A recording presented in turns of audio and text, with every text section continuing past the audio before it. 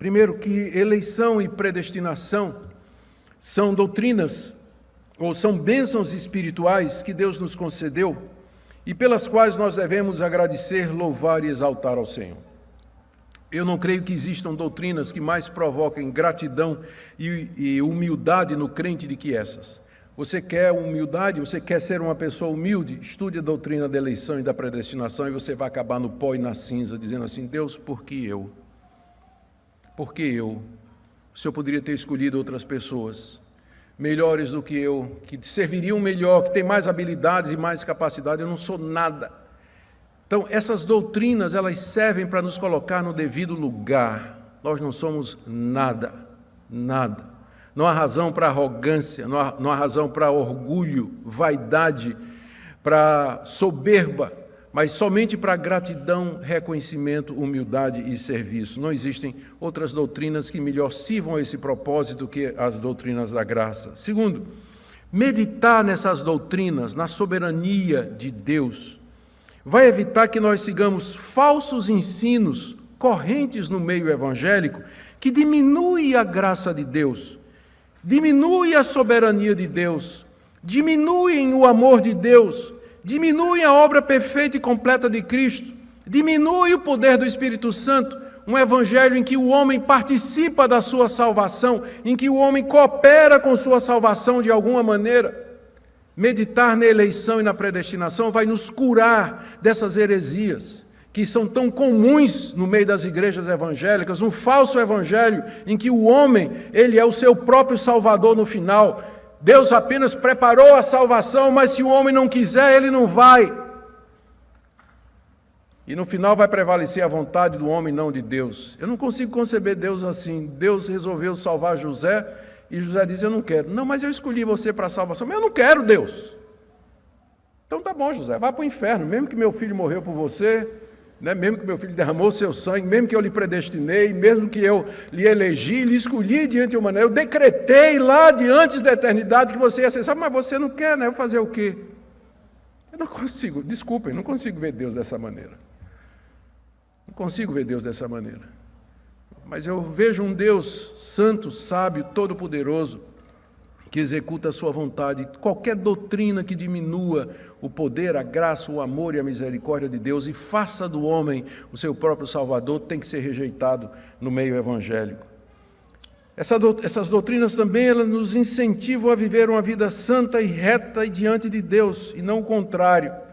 Elas nos incentivam à missão. Por que eu vou pregar o evangelho no interior de Pernambuco? Porque eu sei que Deus tem escolhidos e predestinados lá. Porque se não houvesse, nós estaríamos perdendo tempo. Porque se a decisão de salvação dependesse do homem, vocês sabem quantos se salvariam? 0. Não há um que entenda, não há ninguém que procure a Deus, diz a palavra de Deus. Todos pecaram e carecem da glória de Deus. Estão surdos, estão mortos, estão cegos. Às vezes as pessoas, quando pensam nessa doutrina da predestinação, eles pensam assim, o pessoal chegando na porta do céu, São Pedro lá com o laptop, aí a pessoa diz: pois não. Aí São Pedro diz: o que é que você deseja? Diz: eu queria entrar aqui no céu. Minutinho. Consulta lá no laptop, diz: como é seu nome? Zé da Silva. Não está aqui não. Não foi predestinado. Não, espera aí, mas eu creio em Jesus Cristo, eu quero entrar no... Sim, meu filho, mas você não foi predestinado. Você não foi predestinado. Então, você está vendo aquele lugar ali escrito inferno, pode ir para lá. Tem gente que, eu sei que estou fazendo uma caricatura, mas tem gente que imagina mais ou menos assim. Mas eu vou dizer qual é o quadro real. O quadro real é a humanidade toda caminhando, cega e surda, caminhando numa única direção. Na frente deles tem um grande abismo, no fundo do qual arde o fogo eterno. As pessoas caminham para lá e Deus atrás delas dizendo: voltem! Voltem! Vocês estão caminhando para a condenação. Sabem quantas vão voltar? Nenhuma. Estão cegas e surdas. Estão caminhando sem ouvir a palavra de Deus. Voltem! Deus chama. Ninguém volta. Aí Deus pega um pelo ombro, sacode, tira a venda dos olhos e diz: acorda, veja para onde você está indo. A pessoa... e volta. Essa é a verdade. Se Deus não fizer isso, ninguém se salva. Ninguém se salva. Então eu vou pregar o Evangelho no interior de Pernambuco, porque eu sei que Deus, pela pregação do Evangelho, vai tirar a venda e os tampões dos ouvidos de pecadores. E eles vão ouvir, eles vão crer. E eles virão arrependidos, crendo em Jesus Cristo. Então, longe de ser uma doutrina que inibe o fervor missionário, a doutrina da eleição e da predestinação, ela dá a base para você fazer missões. Porque Deus tem muitos escolhidos. E Deus vai chamá-los através da pregação da palavra.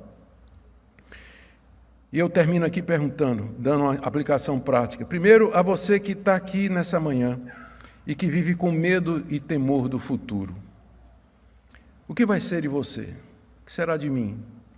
Preocupado com as questões materiais, situação financeira, situação de saúde, eu queria que você meditasse no eterno amor de Deus por você.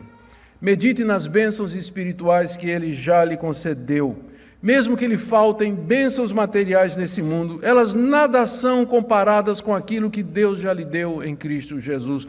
Deus lhe amou, Deus lhe elegeu e lhe predestinou para ser filho dele. Ele nunca vai desamparar você, o seu decreto não muda, ele nunca vai deixar você, nunca, jamais ele vai desamparar o seu filho eleito, a sua filha predestinada, jamais ele fará isso. Então tenha conforto nisso, nessas verdades.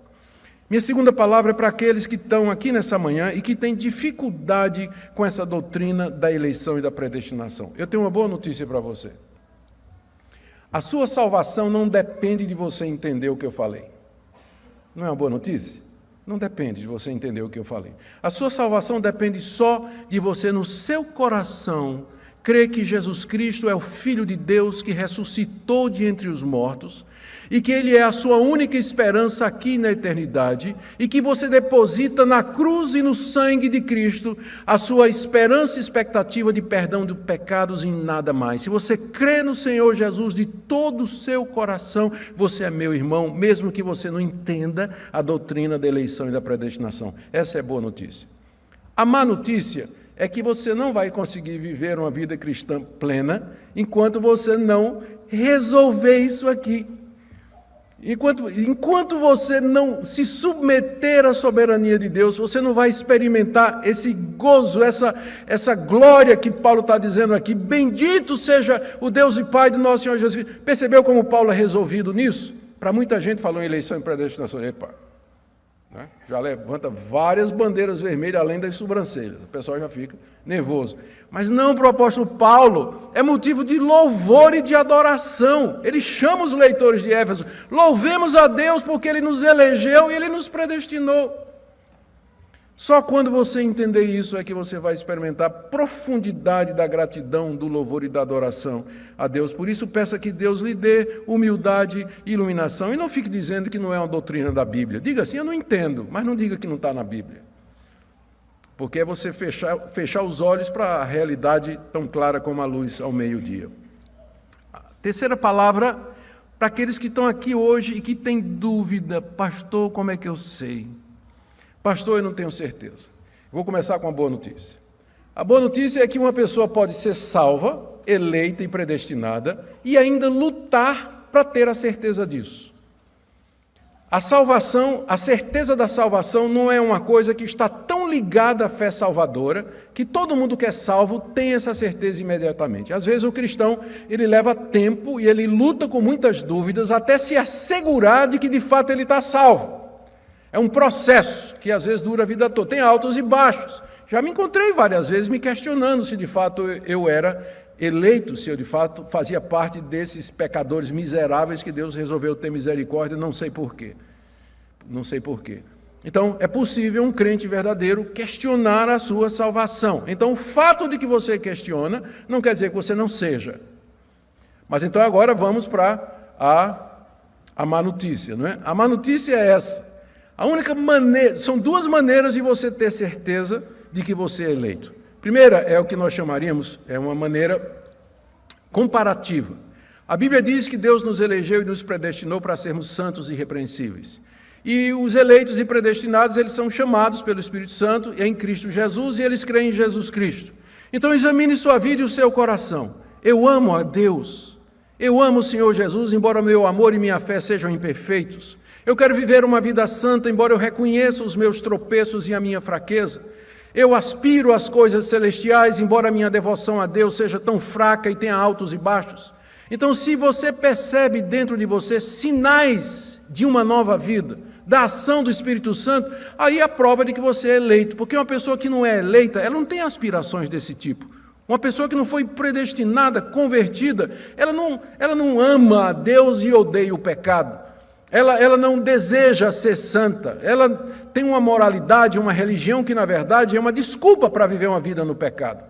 Então, você pode examinar a sua vida e chegar à conclusão, sim, apesar dos meus pecados, eu percebo no meu coração, na minha vida, sinais da graça e da misericórdia de Deus. Mas a segunda maneira é aquela que a gente chama do testemunho interno do Espírito Santo, e que Paulo fala lá em Romanos capítulo 8. O próprio Espírito testifica com o nosso espírito que nós somos filhos de Deus.